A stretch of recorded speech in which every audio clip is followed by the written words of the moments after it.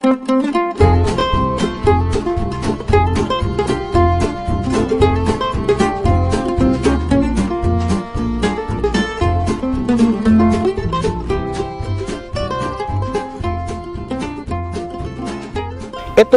siniyasat ko itong ahon project ng BFAR, nakita ko unang-una transparent.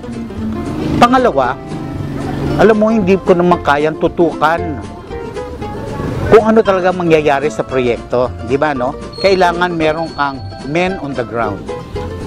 Pangatlo, merong multiplier effect.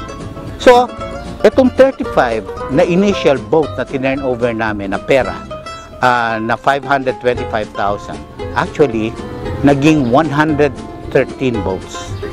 So 131 votes. Ngayon, may multiplier. So hindi ba nakakataba ng puso, lalo na sa mga tumulong? Alam nila na ang ating gobyerno ay gumagawa din sa kanilang tulong, at higit sa lahat, ang ating mga tinutulungan ay tinutulungan din ang kanilang sarili. The project we resonated with the project. We resonated with how we're talking about livelihood. We're talking about enabling people to restart and rebuild their lives. It's not a dole out.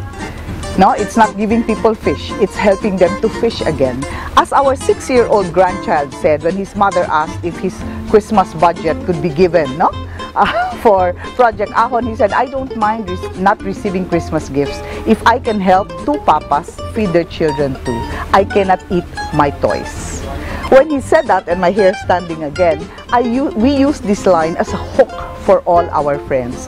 Why Project Ahon? You know, there's been a lot of distrust of government also. And the other thing that attracted me to it was the whole system, where the money would be sent to SOC Sergeant. SOC Sergeant would buy the materials in bulk, and then the materials would be sent over to the target communities, and then the building or rebuilding of the boats would be in those target communities. So the whole integrated program was very attractive to us. And it's something we actually resonate with, where the approach is holistic and it's not just sundot-sundot.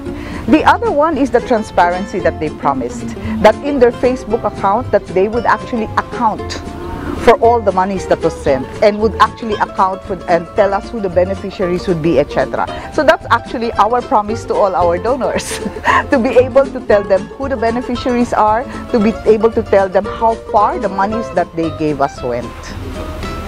Yung mga beneficiaries natin, napakaganda na, napakasimple ng konsepto, ng ating konsepto. Halimbawa, ikaw yung apektado. Ano bang gustong-gusto mong gawin? Makagawa agad ng bangka, di ba?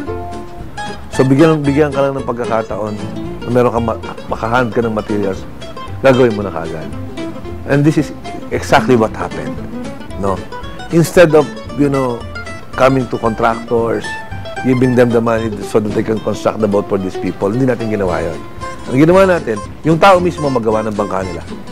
Kasi ang alam ko, pag tunay ka mangingisda, marunong ka niyan. O kung hindi ka man marunong niyan, yung kapitbahay mo marunong niyan. Di ba? So, dapat sila sa community, sila mismo gagawa. So, community-based ang approach natin sa paggagawa ng bangka. Pagkatapos, alam pa natin na kung ikaw ang sasakay sa bangka, may malasakit ka dyan kasi iyo. Di ba? So, you can be sure of the quality control. See? Because kung ikaw ang sasakay sa bangka, iyan, papayag ka ba na gawin mo yun ng mali? Hindi ikaw lulubog. Diba? O kaya, babantayan mo talaga yung gumagawa. Kasi ikaw yung sasakay. So, there is this natural check and balance in the construction of the boat alone. So, in terms of seaworthiness, in terms of speed, siguradong mas mabilis sapagkat meron silang natural na interest. Isa pang magandang dahilan kung bakit ito yung approach natin, yung paggagawa ng bangka. Imagine if you have 100 people working for 6,000 individuals. Problemahin ng 100 tao yung pangangailangan ng 6,000 tao. Pero kung yung 6,000 ang pinaproblema mo sa kanilang sarili at tumulong lang 100 tao, then 6,100 people are working for 6,000 people. See? And that's the merit of this community-based systems that we've included in the design of the Ahon Initiative. No? So, And I would like to emphasize that we should disabuse ourselves of the notion that we know better than these people. Unang-una sa design ng bangka, mas alam nila yan. Habang buhay na sila dyan eh. Di ba? They are much better than some of the technical people who are good only in the books. Pero sila talaga, kabisado nila yung terrain, kabisado nila yung bangka nila, at alam nila yung karakteristik ng dagat nila. Kaya yun ang approach na ginamit natin. We allow our fishermen to utilize their energy, no? So that collectively, this collective energy, when fused together, will be able to deliver more resources and more outputs. As I said, I'm ecstatic. I said it in Visayan earlier, lipay gid ko kayo. I'm very happy because the little work that we did, telling people about Project Ahon, and raising the monies that we were able to raise was actually able to help more people than we thought we would be able to help. We sent over funds that would have funded 35 boats. And we were told by Director Perez earlier this morning that we've actually funded 131 boats because of the private-public partnership with the fisherfolk themselves, providing the casco, etc., and then the labor, of course, and then you have the government providing the engine and 1,500 operating funds, and us providing the materials for the boat, the epoxy, the paint, and all of that. So instead of 35, we're talking 131.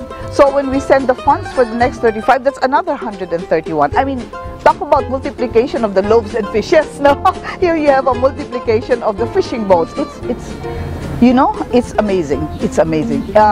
My lesson learned here is that God talks to you in funny ways, in very surprising ways you would not imagine, like through a super typhoon that has the same name as you, directing you in the work that would make you feel fulfilled and find meaning in your life.